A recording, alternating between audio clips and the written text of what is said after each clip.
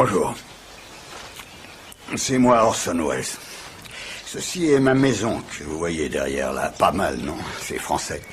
Je me permets d'interrompre ce film parce qu'on se fout un peu de ma gueule. C'est du vol et du plagiat. J'aime pas trop les voleurs et les fils de pute.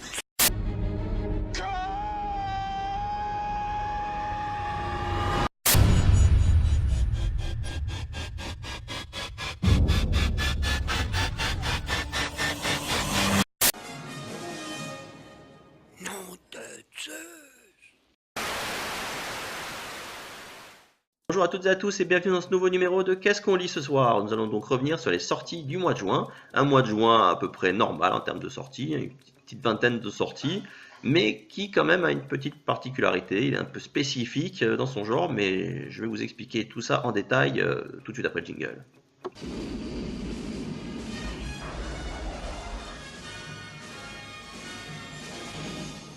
Et donc, un mois de juin atypique, je vous disais en introduction, pour plusieurs raisons. La première, c'est qu'il y aura très peu de mangas dans cette édition du mois de juin de Qu'est-ce qu'on lit ce soir, parce que, bon, dire, il n'y a pas eu énormément de sorties, et il y en a à peu près la moitié sur celles que je lis, où en fait, c'était des séries où j'étais pas à jour dans mes lectures. Notamment, il y avait le nouveau tome de Nisekoi, c'est vrai que j'ai beaucoup de retard sur Nisekoi, que je vais essayer de rattraper pendant ces vacances pour pouvoir faire des chroniques régulières des sorties. Puisque de toute façon le manga approche de sa fin au Japon, donc c'est l'occasion de se motiver pour se remettre à jour avec la VF. Donc ce sera très prochainement. Il y avait aussi Billy Bat où je suis en retard, hein. J'ai lu les 2 premiers tomes, on est au 18. Donc ça aussi c'est une de mes objectifs de me mettre à jour pour les vacances, puisque là aussi la série approche de sa conclusion au Japon. Et il y avait sûrement encore un autre manga aussi où j'étais pas à jour, mais là comme ça j'ai oublié. Donc en fait il y aura que 3 mangas, je vais commencer par ça. Avant de continuer dans la particularité donc ce mois de juin. Donc pour commencer pour les nouveautés, on a le tome 1 de Platinum End, la nouvelle série du duo qui nous avait donné Death Note, Takeshi Obata et Tsugumi Oba. Donc là on est quand même beaucoup moins dark, en tout cas pour l'instant, que Death Note. Le héros est plus lumineux entre guillemets. Alors pour vous expliquer le principe, donc le héros, dont j'ai oublié le nom, Mirai, il aime bien les noms comme ça, hein. Il y avait Light pour Death Note, là c'est Mirai, donc avenir en japonais. Un jeune garçon qui en a marre de la vie, qui décide de se suicider et en jetant d'un immeuble, et en fait avant d'arriver en bas de l'immeuble, il est sauvé par un ange qui lui confère des pouvoirs. En fait, il lui explique que, en gros, ils doivent trouver le successeur de Dieu. Et donc, il y a 8 anges, si je me souviens bien, qui sont envoyés sur Terre pour trouver leur champion, entre guillemets, et aider ce champion à devenir le prochain Dieu. Donc voilà, ce tome donc, met en place les éléments. On est quand même introduit à 3 ou 4 des participants. Donc écoutez, le premier tome est sympa, c'est une bonne introduction, ça te donne envie d'en savoir plus. Donc sûrement, très certainement, encore une très très bonne série de ce duo. Death Note, ça a été vraiment excellent. J'ai bien aimé, même si sur la fin, la deuxième partie était moins prenante que la première. J'ai quand même bien kiffé jusqu'à la fin. Donc en tout cas, premier tome de Platinum End, ça donne envie. Donc à confirmer avec le tome 2 très prochainement. Ensuite, là c'est une conclusion, le 21e tome de Hippo, donc le dernier de la saison 4, le 88 en fait, si on prenait la vraie numérotation japonaise. Donc comme on en parle depuis plusieurs mois, voilà, là c'est la fin, la conclusion du combat Miyata-Randy Boy Jr. Un combat vraiment épique, vraiment que ça a occulté, il aime bien faire ça de temps en temps, l'auteur fait un peu des trucs comiques, c'est qu'en fait normalement dans cette soirée de match, le match phare c'était la défense du titre de Takamura. Et ce match-là, qui était avant, qui est important aussi, hein, parce que c'était pour le titre du champion au PBF, est tellement génial qu'à la fin, les gens s'en vont en pensant que c'est fini. C'est vrai que c'est un peu dommage, parce que du coup, j'avais un peu regardé, quand j'ai vu qu'on approchait de la fin de la saison 4, je me demande ça va s'arrêter. Donc j'avais un peu regardé, bien surtout, en fait, après ça, j'ai aussi confirmé. Il restait 2 chapitres pour vraiment boucler complètement cette histoire. C'est juste dommage que ça soit interrompu là et qu'en fait il faut attendre la fin de ce match, fin de cette soirée de match pour la saison 5, donc qui n'est pas encore annoncé, mais bon, ça me paraît peu probable que Kurokawa laisse tomber maintenant, alors que si la série arrive à 88 tomes, c'est qu'il y a son public. En tout cas voilà, le combat est resté vraiment prenant jusqu'au bout. Ça change d'avoir d'autres personnes que Hippo. Et voilà, moi j'ai bien aimé, donc en tout cas, je serai de retour pour la saison 5. Et donc le dernier manga du mois, je vous disais, il n'y en a vraiment pas beaucoup, il n'y en a que 3, c'est le tome 3 de Remember. Donc bon, cette série, je vous l'avais dit, ça avait été une agréable surprise pour moi. Ça continue, là ce tome 3 commence vraiment à rentrer dans la mythologie de la Rouge Sang. On commence à en apprendre un peu plus sur ce personnage. Alors forcément tous les mystères sont pas résolus, c'est normal. Mais voilà, donc on continue le jeu de massacre, mais tout en avançant vraiment bien. On commence vraiment un peu à rentrer dans le type d'histoire. Je suis désolé, j'ai la chaise qui grince, là, faudrait que je prenne une autre chaise la prochaine fois que je tourne. On commence vraiment à plonger dans ce voilà, le côté vraiment qu'on aime bien dans les histoires d'horreur japonaises, avec ces sortes de fantômes vengeurs, ces malédictions si typiques de là-bas. En tout cas, voilà, moi ce tome 3, je l'ai dévoré. Voilà, pour Remember, en quelques tomes, c'est devenu une de mes séries préférées. Donc franchement, je vous le conseille, ça reste très agréable. Donc voilà pour les mangas. Donc maintenant, on va passer à la deuxième particularité de ce mois, c'est qu'il y a beaucoup de BD franco-belges. Je vous l'avais déjà dit précédemment, moi le franco-belge, c'est pas trop ma cam, on va dire. J'en lis pas des masses. Donc là, c'est vrai qu'il y en a beaucoup, notamment la grosse majorité, c'est du Cardona Torta. Je lui avais dit que c'était mes auteurs chouchous, mais là il y a un petit truc qui change, mais bon, je vais rentrer tout de suite dans le détail. Donc en premier, on commence toujours par les nouveautés, donc le tome 1 du bloc de Gaïa, donc voilà un deuxième spin-off de Noob. Alors autant Neogicia, vu un peu le background, rentrer un peu dans le côté de technologie, ça m'a intéressé, autant le bloc de Gaïa au début j'étais un peu circonspect. Ce que je me disais, bon, j'avais vu les mini-épisodes que fait Anne-Laure dans l'époque de Gaïa sur internet, c'était sympa, moi de regarder ces petits sketchs comme ça me faisait rire, mais je voyais pas comment en bande dessinée ça pouvait être intéressant. En plus le parti pris, quand on voit la jaquette, on voit qu'a priori IRL elle connaît Ivy et apparemment le mec qui fait le chevalier meumeux dans le jeu, ça m'avait paru bizarre parce que pour moi, dans mon esprit, les personnages ils vivaient pas forcément dans la même ville. Donc c'est vrai qu'au début, je l'ai vraiment acheté surtout parce que voilà, c'est Philippe et Flo, j'achète tout ce qui sort. Mais au final, j'ai été vraiment très agréablement surpris. C'est très bien écrit. Chapeau Anne-Laure, franchement, c'est très bien écrit. Les dialogues sont bien ciselés. Il y a pas mal de références sympathiques. Et en fin de compte, on suit les déboires de Gaïa IRL. Et c'est franchement bien fichu. Voilà, j'avais des doutes, au final, à la fin de la lecture, j'étais conquis. Donc, franchement, bien joué, une bonne nouvelle licence, que, en tout cas, moi, je suivrai avec plaisir. Ensuite, alors, là aussi, ça c'est incroyable, je fais une infidélité, ce n'est pas du Cardona Torta, c'est le tome 1 de Homicide, donc par Philippe Squarzoni. Alors là, en fait, pour vous dire, je connais pas du tout cet auteur, je l'ai acheté à cause de Homicide, puisqu'en fait, moi, à la base, cette BD, elle adapte un roman, qui avait été adapté en série par l'auteur, par le gars qui a fait depuis Sur Écoute. Et cette série était passée à l'époque sur... comment ça s'appelait déjà cette chaîne? C'était une chaîne spécialisée pour les polars, c'était 13e rue, voilà. Sur 13e rue, ils avaient passé la série et j'avais adoré. Moi qui pourtant n'est pas trop fan des séries policières, là j'avais adoré, parce que c'était vraiment la vie au jour le jour d'une brigade homicide. Il y avait beaucoup de personnages savoureux, j'avais beaucoup aimé, et j'ai toujours été déçu que la série ne sorte pas en France. Il y avait juste eu un pauvre coffret DVD, une qualité un peu médiocre, il n'y avait que la VF des 2 premières saisons qui étaient sorties, je l'ai, il est chez moi, mais donc il n'y a pas eu la suite. Et j'aurais su, donc du coup, en allant chez mon libraire habituel, à la BDRI à Aix, j'ai vu qu'ils avaient des grands panneaux, enfin ils avaient des trucs publicitaires, c'était un peu présenté sur des bandes jaunes, trucs de police. Dans la vitrine, ils disaient Homicide, la bande dessinée. Je me suis dit, tiens, ils ont une bande dessinée d'Homicide. Donc je l'ai acheté. Alors on retrouve vraiment ce côté tranche de vie. D'ailleurs, franchement, quand on lit la BD, on a vraiment l'impression d'avoir le roman mis en image. Donc bon, moi qui avais bien aimé la série, j'ai retrouvé un peu l'ambiance qu'il y a dans la série. Le seul truc qui est dommage, alors je sais pas si c'était vraiment comme ça, parce que c'est vu que en fait Homicide, le bouquin, c'est un documentaire. C'est l'auteur, il est allé dans une brigade homicide de Baltimore, il a vécu avec eux pendant plusieurs mois, il a raconté leur histoire. Alors je sais pas si les vrais personnages dont il parle, ils avaient tous la même tronche, mais alors là, franchement j'étais perdu. À chaque fois qu'ils introduisent un nouveau perso, c'est voilà, cheveux courts, moustache. Ils sont tous comme ça quasiment. Il y en a un ou deux qui changent, mais alors du coup, moi j'avoue j'étais complètement perdu quoi. Alors ça n'empêche pas la compréhension, puisque bon, on peut pas, il en rêve pas vraiment grand chose personnellement aux inspecteurs. et plus de voir leur routine, ils expliquent un peu les uns et les autres leur méthode de travail. C'est plus, on va dire, les enquêtes qui sont intéressantes. Et aussi, bon, quand je voyais les personnages, je les reconnaissais pas physiquement, mais quand on racontait la façon de se comporter, ça m'a rappelé les personnages de la série que j'avais adoré, donc ça que j'ai beaucoup apprécié. Après, le tome se termine avec le meurtre qui avait lancé toute la saison 1 de la série, qui est le meurtre d'une petite fille.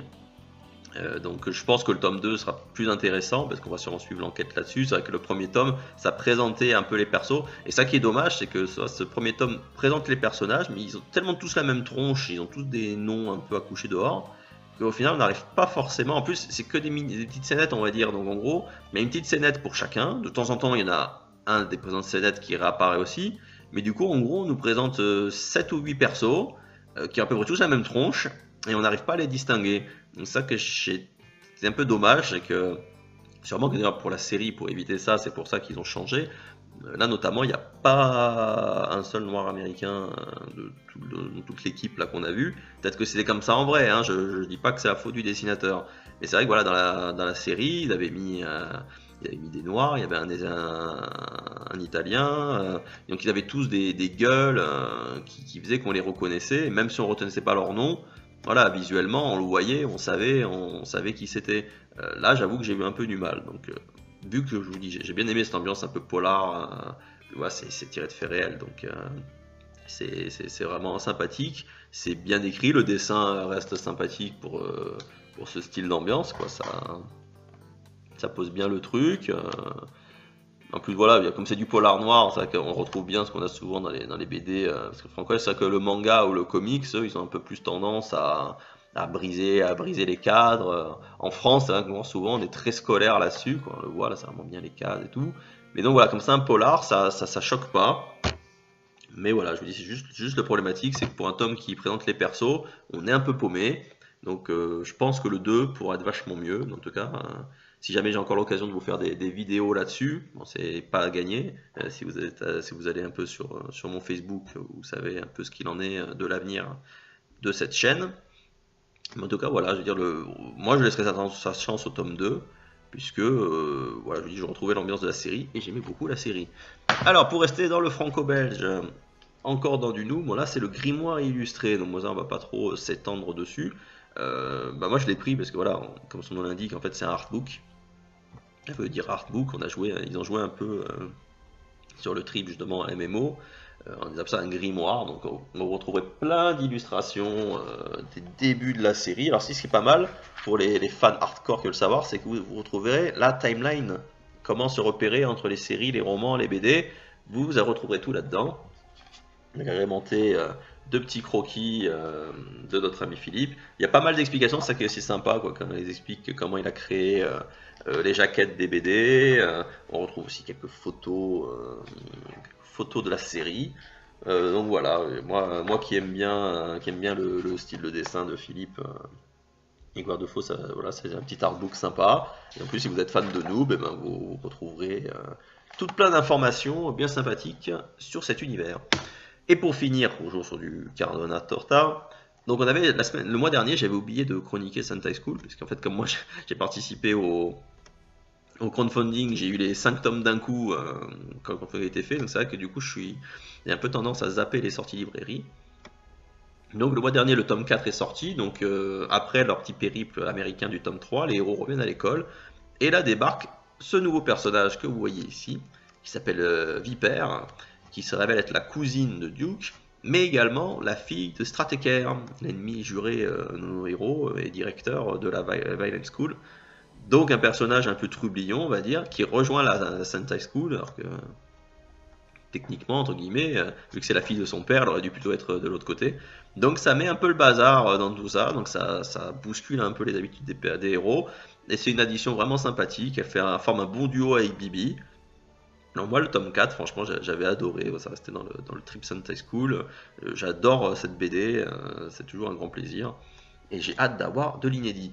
Alors par contre ce mois-ci est sorti le tome 5, je ne vous en parlerai pas pour une raison simple, c'est que j'ai pas encore eu le temps de relire les tomes de Sentai School et en fait le tome 5 qui était sorti à l'époque, j'avais eu un peu du mal puisqu'en fait pour ce tome là la décision avait été faite que Philippe et Flo scénarisaient la totalité, mais Philippe ne dessinait que le chapitre introductif, le chapitre de fin et peut-être un ou deux interludes, puisqu'en fait c'est un peu présenté comme si Matt Ban racontait des contes de Noël.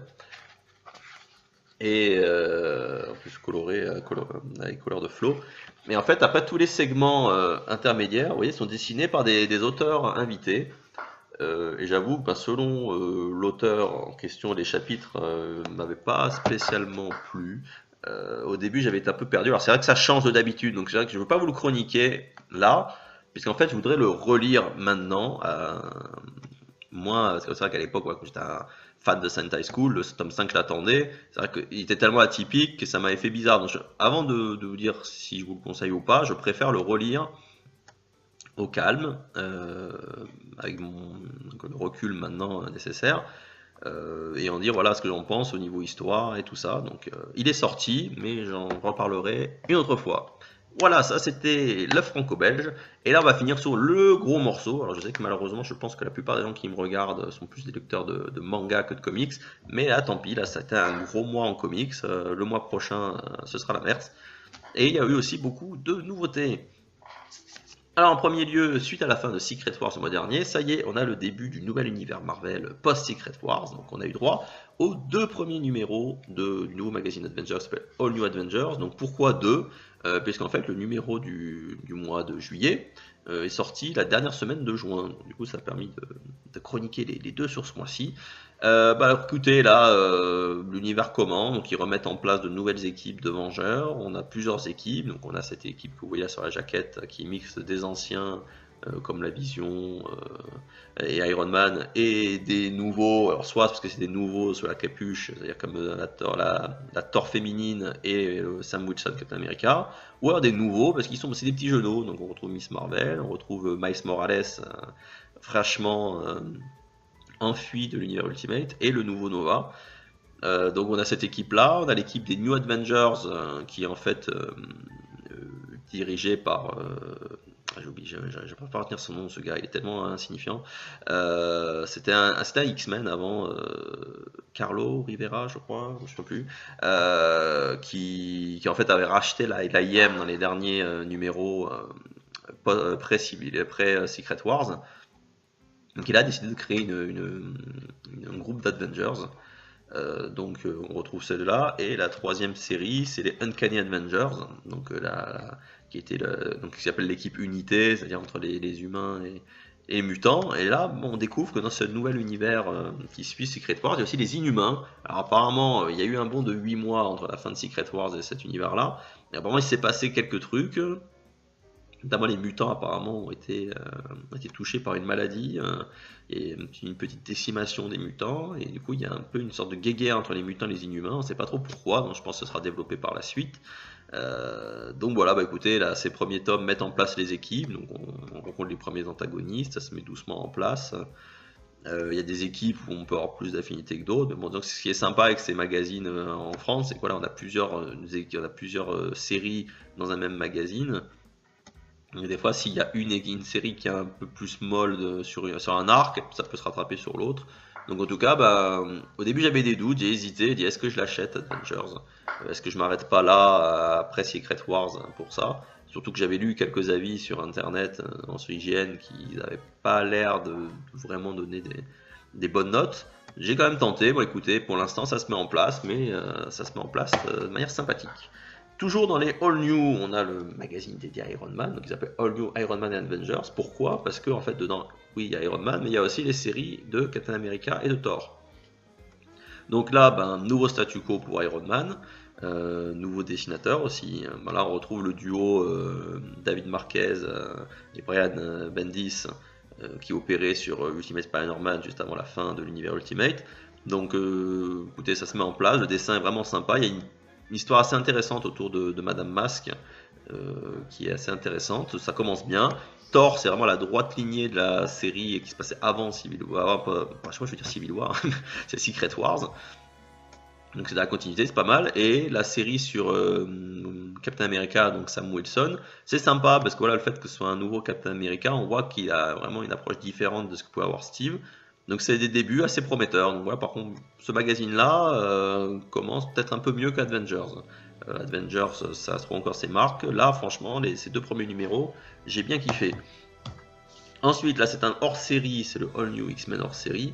Donc, je fais pas les séries X-Men après Secret Wars, parce que ça m'intéresse pas. En plus, les X-Men avant Secret Wars, déjà, je commençais vraiment plus à m'intéresser. Là, celui-là, je l'ai acheté parce que dedans, il y avait le numéro 600, qui était le dernier du run de Bendis sur les X-Men.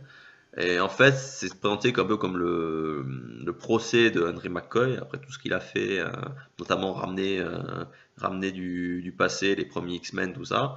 Donc en fait, les héros font un peu une sorte d'intervention auprès de Henry. Mais en fait, ce tome-là est censé boucler les histoires lancées par Bendis dans Uncanny X-Men et dans All New X-Men. C'était All New X-Men. Mais en final, je trouve que ça conclut pas grand-chose. Ça ouvre au contraire, ça ouvre vers une autre chose qui sera menée par un autre auteur, mais j'ai pas vraiment trouvé que c'était vraiment un vrai fin de run, quoi. Et en plus, après, le gros du magazine, c'est le dernier arc de la série qui était Amazing X-Men, une série que j'ai pas du tout accroché. Là, c'est basé sur le fléau, à savoir qui va enfin récupérer le fameux, la fameuse gemme de Cyttorak qui donne les pouvoirs au fléau. Donc c'était pas terrible, donc franchement, c'est hors série, je l'ai vraiment acheté juste pour dire j'ai le dernier numéro du run de Bendis, mais franchement, c'était pas génial. Autre nouvelle série, alors là c'est Glénat Comics en ce moment, là, ils sortent quelques trucs bien sympas. Bon, ils avaient fait X-Men et là ils sortent Nail Beater. C'était une série que quand ça avait été lancé aux États-Unis, ça m'intéressait. Alors en fait, le pitch de base, c'est que le Nail Beater, le mec, voilà, c'est un tueur en série. Et au début de la série, il se fait arrêter, mais on ne sait pas pourquoi. Il est acquitté lors de son procès. Et en fait, l'agent qui était chargé de l'enquête sur lui, ben, il le vit très mal, qu'il était libéré. Du coup, il décide d'aller dans la ville natale de ce gars, qui est la ville de Bukaru. Et en fait, on a découvert, suite au méfait du Nail Beater, qu'en fait, il y avait eu 16 serial killers américains qui étaient nés là-bas. Donc du coup, ce policier décide d'aller là-bas pour enquêter, pour essayer de découvrir pourquoi cette petite ville d'Amérique a produit autant de serial killers. Et en fait, au début de la série, il appelle un collègue à lui, qui est apparemment un inspecteur dans la police militaire, en lui disant qu'il a besoin de il a besoin de son aide parce qu'il pense avoir percé le secret. Et en fait, quand son collègue débarque en ville, ben, il a disparu. On ne sait pas ce qu'il est devenu. Et peut-être la seule personne qui pourrait peut-être l'aider à retrouver son ami, c'est le fameux Nail Beater, le rongeur d'ongles. Donc, écoutez, c'est un côté un peu mystérieux, une petite ville américaine bizarre. Franchement, moi j'ai adoré ce premier tome, je l'ai dévoré, ça met vraiment en place les personnages, le mystère autour de cette ville. Et en plus, ce qui est bien, c'est qu'au fur et à mesure, on découvre un petit peu les autres bouchers de Bukaru. Hein. Le Nail Beater, c'est le dernier et le plus connu, mais voilà, il y en a eu 15 autres avant, donc on nous les présente un petit peu par petites touches, par-ci par-là. Donc franchement, les 5 premiers numéros sont compactés dans ce numéro 1. Ça se met en place doucement, et franchement, moi je suis bien accroché. J'ai vraiment envie d'en savoir plus sur le mystère qui entoure la petite ville de Bukaru. Donc dans 2 mois, je serai là pour le tome 2. Ensuite, la mois dernier, je vous avais parlé de X-Files, donc la deuxième série, toujours chez Glénat Comics, de X-Files, là c'est X-Files Archive. Alors là où la série X-Files était une saison 10 avant l'heure, là la X-Files Archive, en gros, c'est des épisodes qui se passent chronologiquement entre des saisons 2 à 9, on va dire, puisque ça c'est une série qui est sortie en parallèle de la série, la télé. Et donc en fait, ils se trouvent à peu près au moment, je crois que quand ces épisodes-là ont été publiés, c'était la saison 2. Donc là, on est plus dans la mythologie telle qu'on la connaît, plus des sous-entendus, les complots gouvernementaux pour cacher des choses au public américain. Donc on retrouve plus l'ambiance de la série. Donc j'avoue que Archive, j'ai beaucoup plus accroché qu'à la série, la saison 10. Alors que pourtant, la deuxième partie de ce tome, c'est une histoire en 3 ou 4 chapitres. Il y a une espèce d'extraterrestre un peu bizarre dedans. Mais disons que ça reste quand même dans l'ambiance de la série. En plus, ce qui est rigolo, c'est que ces auteurs, là, dans ce qu'ils montrent là, en fait, ils ont trouvé quelques idées de scénario qui en fait se retrouvent dans la série plus tard. Donc, on veut dire que les mecs, ils ont été assez forts, c'est qu'ils ont réussi à penser à des choses que les auteurs de la série ont faites plus tard au cours de l'histoire. Donc, franchement, voilà, Archive, je vous le conseille plus que la série normale, parce que c'est vraiment plus, ça respecte plus, on va dire, l'ambiance de la série habituelle. Donc j'attends de voir ce que ça va donner. En plus, le dessinateur, c'est Charlie Adler, qu'on connaît surtout pour Walking Dead. Donc ça c'est rigolo de le retrouver dans ses débuts avant cette série fer. Voilà, donc ça c'était les nouveautés. Donc maintenant dans les suites, on a le tome 4 de Ex Machina. Alors ça, Ex Machina, moi je m'étais acheté à l'époque de la sortie, c'est Semic. Donc là c'est le premier tome que j'achète chez Urban parce que c'est le premier qui est de l'inédit pour moi. En fait, pour vous expliquer le principe, là le héros que vous voyez ici, Eddie, non pas Eddie Mitchell, je raconte, Mitchell Andred. Oh putain, il dit Mitchell. Mitchell Andred, donc lui c'était un ingénieur, simple, et un jour en allant enquêter sur un objet accroché sous un des ponts de Manhattan, en fait l'objet en question lui explose au visage, et quand il se réveille, en fait il se rend compte qu'il a le pouvoir de communiquer avec les machines. Donc il décide de se lancer dans une carrière de super-héros sous le nom de la Grande Machine. Et en fait, au début il est là-dedans, puis après en réfléchissant, il se dit que s'il veut vraiment changer la vie des gens, c'est pas en se contentant d'être un simple super-héros, c'est qu'il faut qu'il se lance en politique.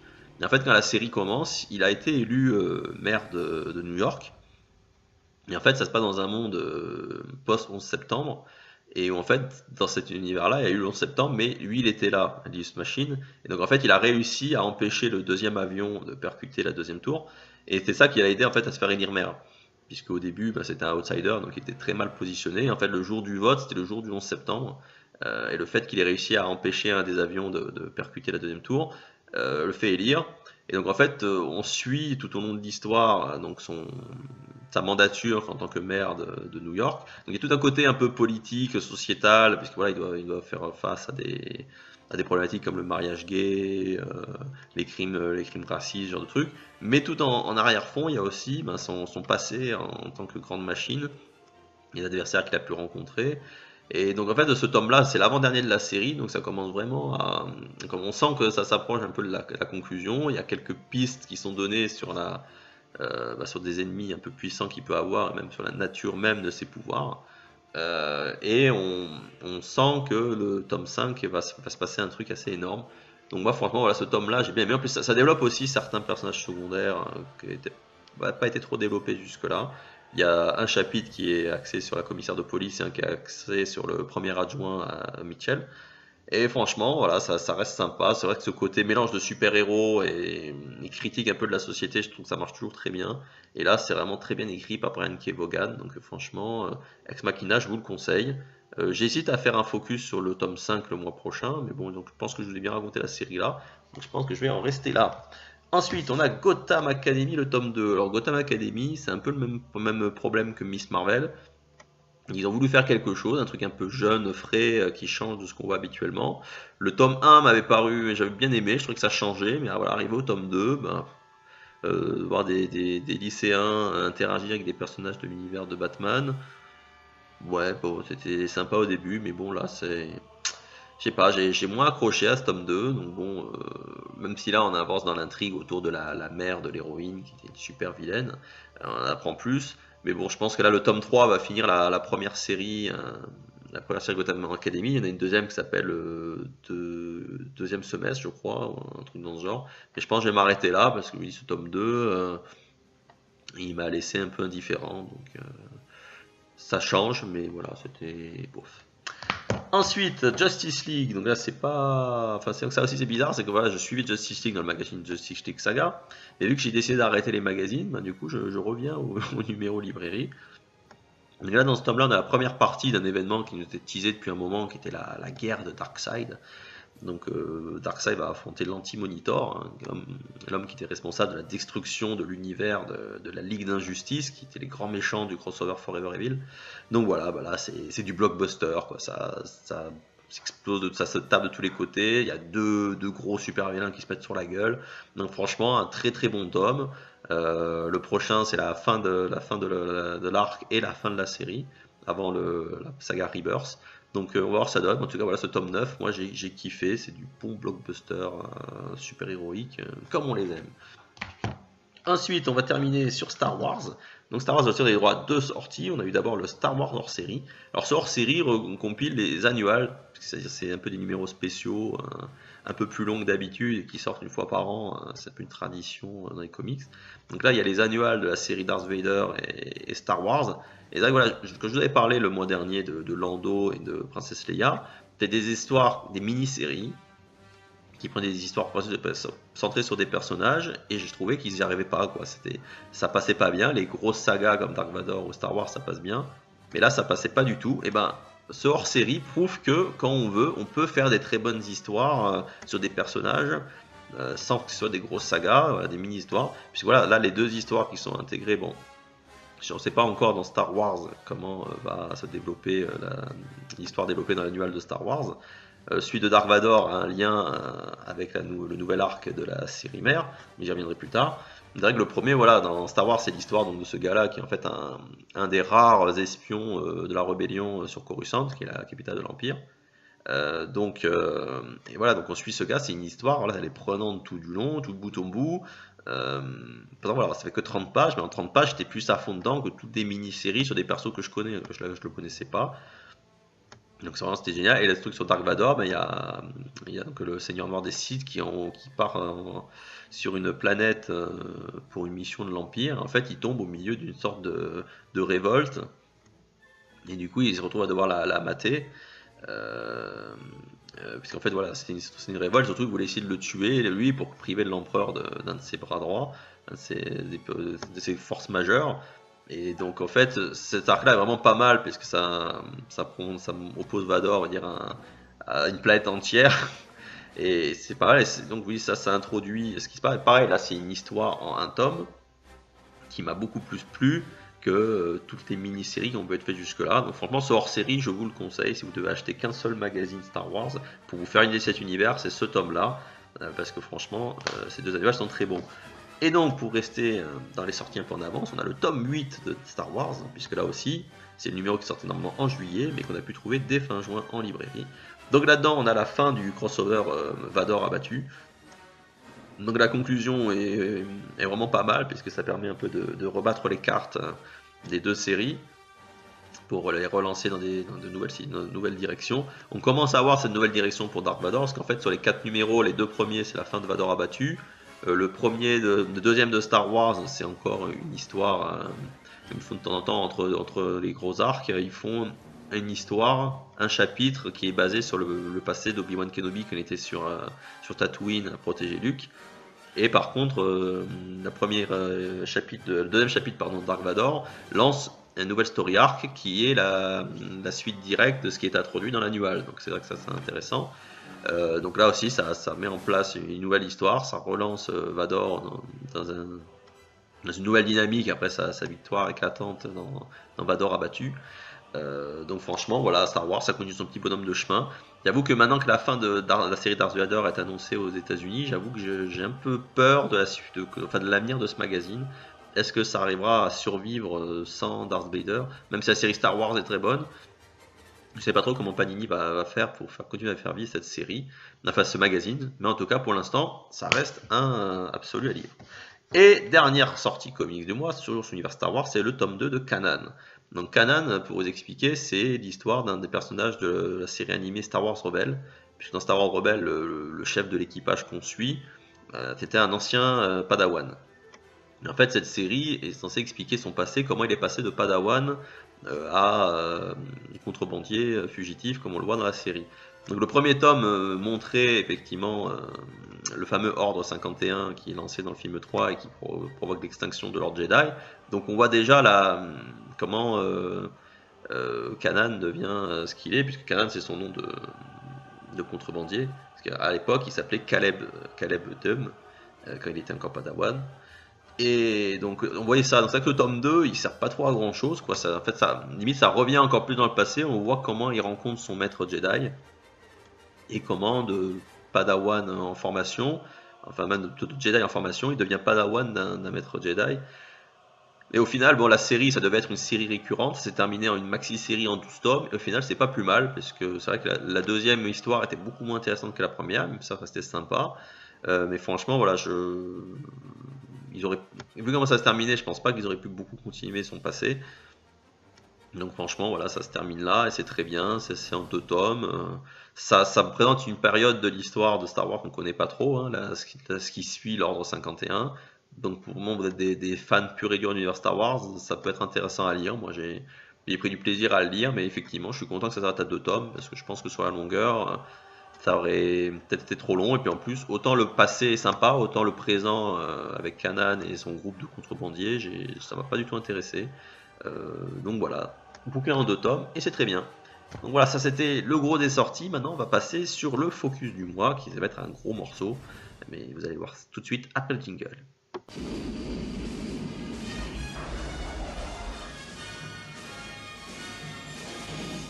Et nous voici donc arrivés à la dernière partie de cette émission avec le focus, un focus un peu particulier ce mois-ci puisque ce ne sera pas un titre mais 2 qui seront sujets du focus puisque c'est le dernier tome de King's Game Origin et le premier de King's Game Spiral. Donc là, c'était l'occasion de faire un petit point sur la saga King's Game, puisqu'elle commence sa 4e saison. Mais avant de parler de ces 2 derniers volumes, nous allons donc revenir un petit peu en arrière. C'est Retour vers le futur. Ouais, magnifique. Donc King's Game, qu'est-ce que c'est que le King's Game? On va revenir au tout début. Alors en fait, à la base, c'est un roman qui a été publié au Japon. D'ailleurs, je me demande si c'est pas une light novel. C'est un truc un peu à la mode en ce moment. Mais enfin bref, donc c'était un roman. En fait, c'est un peu le truc classique, on va dire qu'on a déjà vu sous d'autres formes, soit sous Battle Royale ou ce genre de choses. En gros, il y a une classe, un lycée qui est de lycéens ou de collégiens. C'est une bonne question. Allez, on va dire que c'est des lycéens, j'ai envie, on est motivé. Donc, ils se retrouvent, qui reçoivent un beau matin sur leur portable un jeu où ils disent que toute leur classe participe à un jeu du roi, donc un King's Game. Et ils ont des gages, enfin, ils ont des ordres à respecter. Et en gros, s'ils ne les font pas, ils ont un gage. Donc au début ils le prennent un peu à la rigolade, en plus c'est des trucs un peu mignons entre guillemets, hein, c'est-à-dire genre embrasser quelqu'un, lécher les pieds de quelqu'un, donc bon, c'est des trucs un peu, on va dire, bon enfant, sauf que bah, à partir du moment où ça commence à devenir un petit peu plus trash on va dire, bah, du coup les premiers commencent à dire bah non, ça j'ai pas envie, c'est n'importe quoi, je le fais pas, bah, sauf que le lendemain, des camarades découvrent que ces personnes qui n'ont pas exécuté l'ordre sont mortes. Et donc au début ils pensaient juste coïncidence, puis finalement ils se rendent compte que c'est pas tant une coïncidence que ça, et que en fait il y a du sérieux le jeu du roi.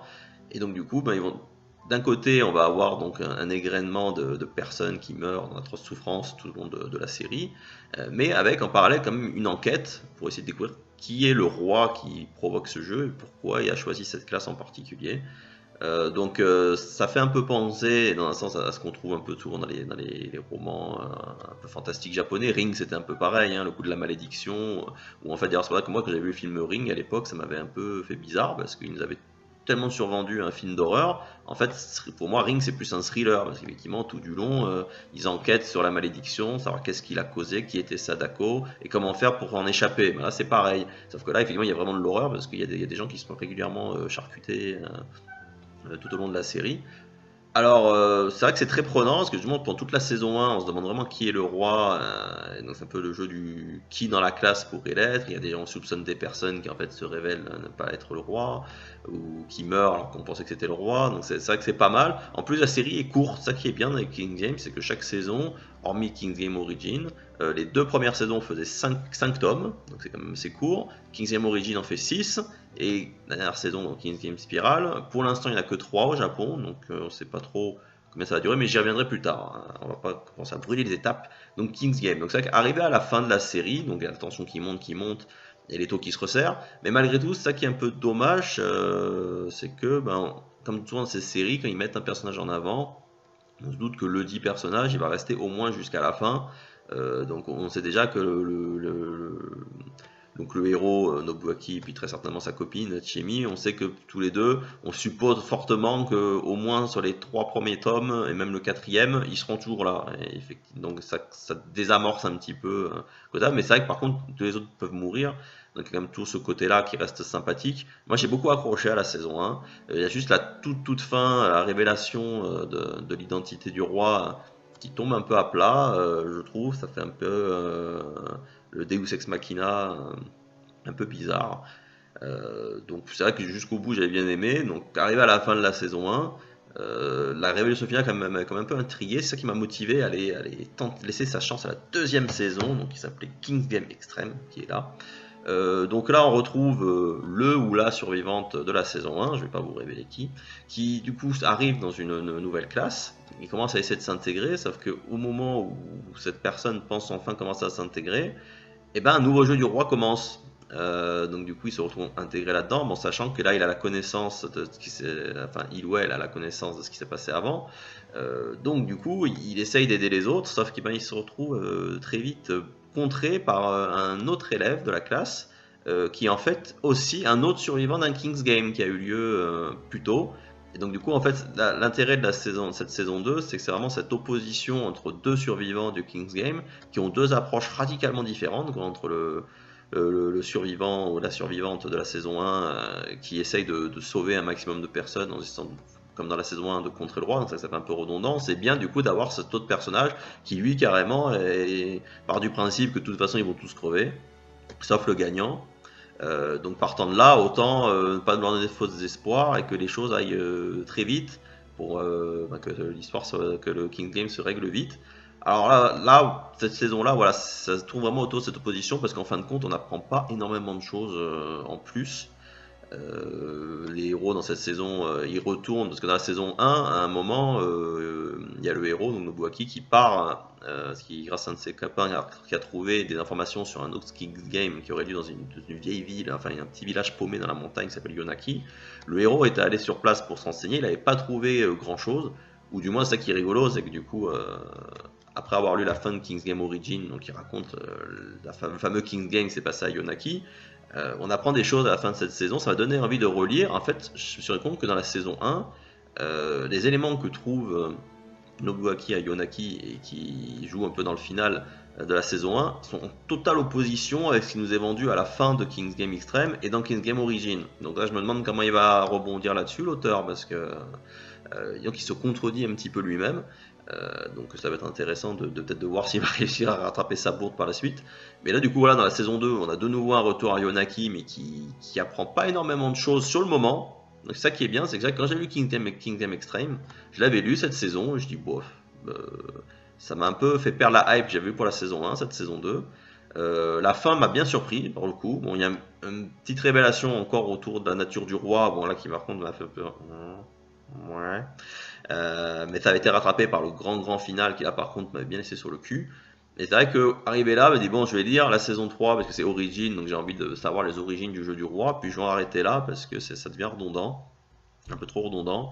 Et c'est vrai que voilà, quand je suis arrivé dans King Game Origin, voilà, ce qui était bien, c'est que c'est un village entier, donc ça change un petit peu des autres saisons. Mais voilà, on est retombé encore dans le même truc les gens qui vivent normalement, tout va bien, puis d'un seul coup il y a le jeu du roi qui commence, les gens ils y croient pas trop, ils se disent ouais c'est pour rigoler, ou c'est juste des jeunes qui s'amusent, et puis ça commence à dégénérer, et il y a une montée crescendo de la tension au fur et à mesure qu'on se rapproche de la fin du jeu. Donc on retrouve toujours un petit peu le même schéma pour cette saison 3, en plus comme je l'avais dit dans ma chronique du volume 5, ça en arrive à des points que ça devient un peu ridicule, quoi. Il rappuie sur des trucs, on le sait, hein, le héros dans ces trucs-là, c'est toujours le mec qui veut tuer personne, et forcément, il tombe en face sur des gens qui eux disent ouais, mais on s'en fout, faut qu'on survive, donc c'est normal qu'on tue des gens. Et donc au bout de 3 saisons, ça fait un peu redondant, ça se répète.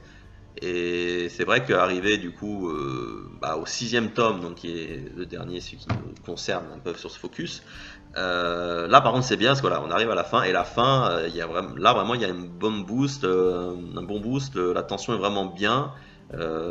Et là la conclusion, donc on a la vraie origine du roi, donc c'est bien. Enfin on dépatouille un peu le vrai du faux. Donc c'est vrai que ce qu'on voit là, ça peut laisser penser que les informations que les héros avaient plus ou moins glanées dans la saison 1, c'est peut-être plus leur interprétation des choses, et peut-être que du coup il y a des choses qui ont été galvaudées, peut-être. Mais en tout cas voilà, là il y a une expérience qui est pas mal, et notamment ça remet en perspective même la première saison. Et c'est vrai que du coup ça m'a donné plus ou moins envie de lire la saison 4, ce qui se passe dans ce tome-là. Et c'est vrai qu'en finissant la saison 3, je me suis rendu compte qu'en fait King's Game c'est un petit peu monté, on va dire, comme les Saw. La série Saw au cinéma, que j'avais beaucoup aimé d'ailleurs sur du demeurant. Ça m'avait fait un peu ce truc là, c'est que c'est vrai que Saw c'était toujours pareil, c'était toujours à chaque fois le film commençait, on avait des personnes qui se retrouvaient pris dans un jeu de massacre du Jigsaw Killer, et donc ils essayaient de s'en sortir, et en parallèle il y avait l'enquête autour du tueur qui avançait, on apprenait sur son passé, on avait les flics qui avançaient, Et c'est vrai que moi, ce que j'aimais bien dans les sauts, c'est qu'effectivement, il y avait toujours le même principe du un jeu de massacre avec des persos créés pour ce film et on les voit mourir les uns après les autres, s'en tirer. Mais il y avait en parallèle ce côté, on en découvre plus sur le tueur, on découvre son passé, on revient même sur des anciens épisodes. Je me souviens que j'avais vu le film 4.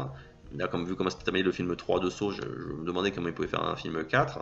Et donc, ce qui est bien dans le 4, c'est que ça revient vraiment en arrière sur des choses qu'on avait vues même dans les tout premiers films. Et ça faisait vraiment, voilà, ça faisait comme une série télé en gros, hein. C'est vrai que King Game, c'est un peu ça, c'est qu'en fait, de saison en saison, on retrouve ce gimmick de la classe ou la ville, enfin les personnes prises dans un King Game qui se retrouvent à s'entretuer.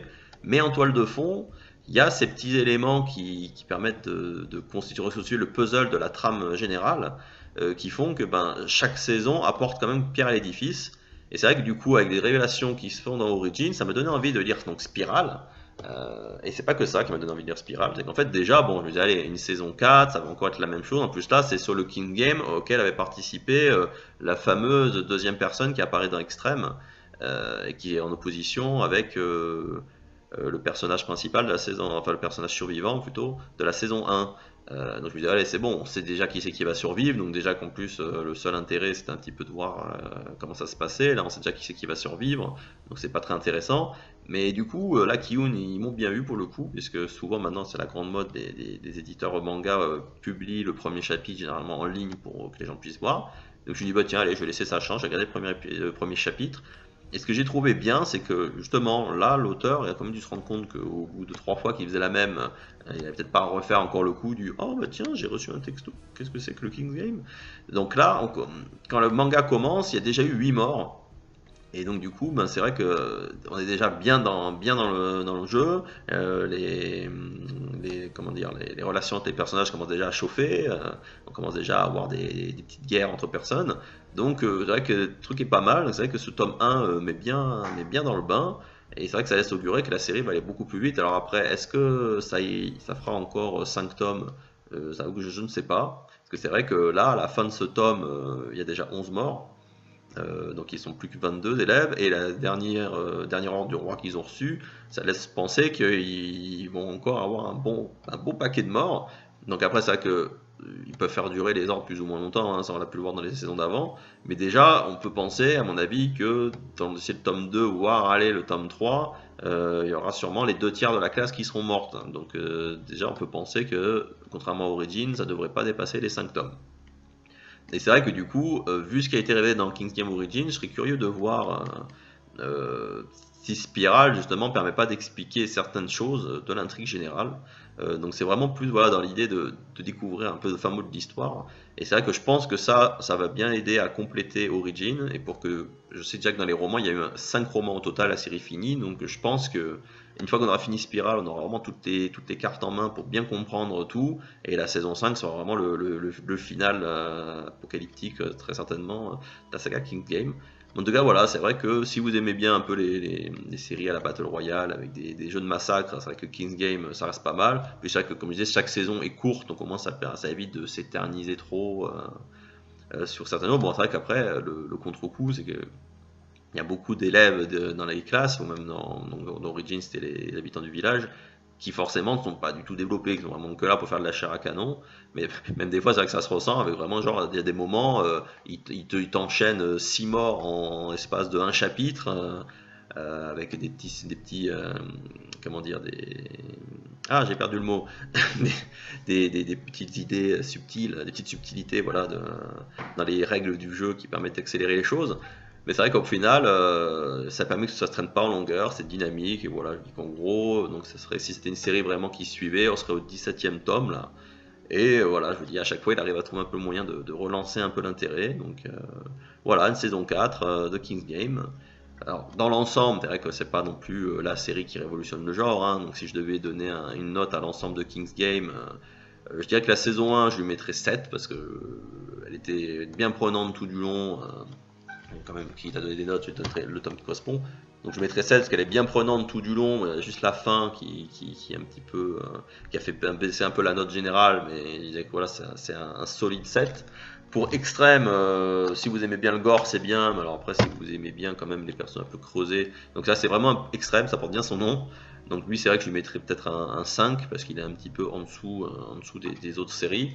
Alors Origin, le problème c'est qu'il y a tellement de hauts et de bas. Enfin globalement, c'est vrai que c'est pas mal de retrouver ce principe du village. Parce que c'est vrai que ça rajoute un petit truc. C'est vrai que dans l'école, vous voyez les inimitiés entre les personnes dans une classe. On peut pas aimer tout le monde dans sa classe. C'est rare que tout le monde s'aime dans Joie et Bonne Humeur. C'est vrai que là, ça passe dans un village. Donc du coup, c'est des gens qui se connaissent depuis toujours. Qui ont toujours vécu ensemble, donc c'était une relation différente, donc ça permet de changer un peu la focale, mais comme je disais, le problème c'est qu'arrivé à la saison 3, on retrouve des trucs qu'on a pu voir avant, donc ça peut faire un petit peu redondant, donc c'est ça qui gâche un peu, mais ça reste quand même plus agréable à suivre, ne serait-ce que pour découvrir les origines du roi, donc cette saison-là je lui mettrais un 6. Et la saison 4, ben écoutez, pour l'instant, ce tome 1, moi j'ai bien accroché, donc le tome 1 en lui-même, je lui mettrais allez, 7,5, allez. Maintenant, on va voir si sur le long terme ça arrive à rester. Mais c'est vrai que déjà le caractère du personnage qui est le personnage principal de cette saison est très différent de ce qu'on a pu voir, hein, du caractère voilà, de Nobuaki de la saison 1, du survivant ou survivante dans la saison 2, ou comment il s'appelle déjà le héros, c'est Honda, son nom de famille, mais le prénom, je l'ai plus le prénom, et je l'ai perdu le prénom. Est-ce qu'il est là le prénom? Ah, Kazunari, voilà. Kazunari Honda, qui est un petit peu dans le même moule. Là, c'est un personnage qui change un petit peu, qui est moins sauver tout le monde jusqu'au boutiste. Donc ça peut être intéressant et relancer un peu l'intérêt autour de King's Game. Voilà, bah écoutez, j'espère que ce petit focus vous aura donné envie de laisser sa chance à la saga King's Game. En tout cas, voilà, moi je suis bien à bord. Et bon, comme je vous le disais, c'est vrai qu'il y avait juste la saison 4 où j'avais eu des doutes, mais là maintenant que j'y suis, je pense que je vais rester jusqu'à la fin pour avoir vraiment le fin mot de l'histoire. Donc j'aurai sûrement l'occasion de vous reparler de King's Game dans les prochains numéros de Qu'est-ce qu'on lit ce soir. En tout cas, ben pour l'instant, je m'arrête là pour le numéro de juin et je vous dis donc au mois prochain pour la chronique des sorties du mois de juillet.